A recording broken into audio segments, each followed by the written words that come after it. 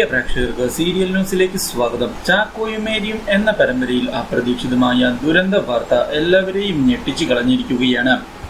സേവ്യറിന്റെ മുറിയിലേക്ക് പോകുന്ന കുര്യച്ചൻ അപ്രതീക്ഷിതമായി സേവ്യർ സത്യങ്ങളിലെല്ലാം ബേബിയോട് സംസാരിക്കുന്നത് കേൾക്കാൻ ഇടയാവുകയും തന്റെ മകനാണ് തന്നെ ചതിച്ചത് എന്ന് തിരിച്ചറിയുകയും ചെയ്യുന്നു. അപ്രതീക്ഷിതമായി ഈ കാര്യം അറിയുന്നത് കുര്യച്ചനെ ഞെട്ടിച്ചു കളഞ്ഞതിനെ തുടർന്ന് ഹൃദയം തകർന്നു പോകുന്ന കുര്യച്ചൻ അവിടെ നിന്ന് ഇറങ്ങി പോകുന്നു. എന്നാൽ കുര്യച്ചൻ പൊട്ടിക്കരയുന്നത് കാണാൻ ഇടയാകുന്ന ആലീസ് കാര്യങ്ങൾ ചോദിക്കുന്നുവെങ്കിലും ആലീസിനെ കൂടി വിഷമിപ്പിക്കേണ്ട എന്ന് വിചാരിക്കുന്ന കുര്യച്ചൻ സത്യങ്ങൾ പറയാൻ തയ്യാറാകുന്നുമില്ല. എന്നാൽ ഇതേ സമയം തന്റെ മകനെ തട്ടിക്കൊണ്ടുപോയതിനു പിന്നിൽ സേവ്യർ തന്നെയാണ് എന്ന് വിശ്വസിക്കുന്ന രാജലക്ഷ്മി സേവ്യറെ വീട്ടിലേക്ക് വിളിപ്പിക്കുകയും സേവ്യറിനോട് പുതിയ ഡീലിന് തയ്യാറാണ് എന്ന് പറയുകയും ചെയ്യുന്നു.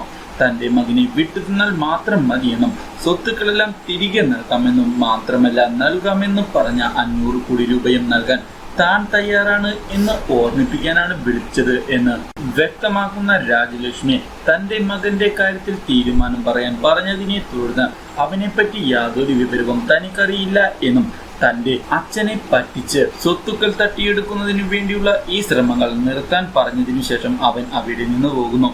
എന്നാൽ ഇതേ തുടർന്ന് അവിടേക്ക് കയറി വരുന്ന വക്കീൽ താൻ കുറച്ച് കാര്യങ്ങളെല്ലാം അന്വേഷിച്ചുവെന്നും ആൽബി ആരാണ് എന്ന് കണ്ടെത്താൻ ശ്രമിച്ചതിന്റെ ഭാഗമായി തനിക്ക് മനസ്സിലാക്കാൻ സാധിച്ചത് സേവ്യറുമായി അയാൾക്ക് യാതൊരു ബന്ധവും ഇല്ല എന്ന് തന്നെയാണ് എന്നും സേവ്യറുമായി ബന്ധമുണ്ടായിരുന്നുവെങ്കിൽ എന്തിനാണ് രാജലക്ഷ്മിയെ വിളിച്ച് കാര്യങ്ങൾ പറയേണ്ടത് എന്നും അതുമാത്രമല്ലാതെ അവർ തട്ടിക്കൊണ്ടുപോയിരുന്നുവെങ്കിൽ ചാക്കോയുടെ മൃതദേഹം ഇപ്പോൾ കിട്ടുമായിരുന്നുവെന്ന് പറയുകയും ഇതിനു പിന്നിൽ മറ്റാരോ ആണ് എന്ന് വ്യക്തമാക്കുന്ന വക്കീൽ താൻ കാര്യങ്ങൾ അന്വേഷിച്ചുകൊള്ളാമെന്ന് പറയുകയും ചെയ്യുന്നു. എന്നാൽ സേവ്യറെയും സണ്ണിയെയും ഞെട്ടിച്ചുകൊണ്ട് അവരുടെ താവളത്തിലേക്ക് എത്തുന്ന സിയെ സംശയത്തിന്റെ നില മുറുകുന്നതായി പറയുന്നു.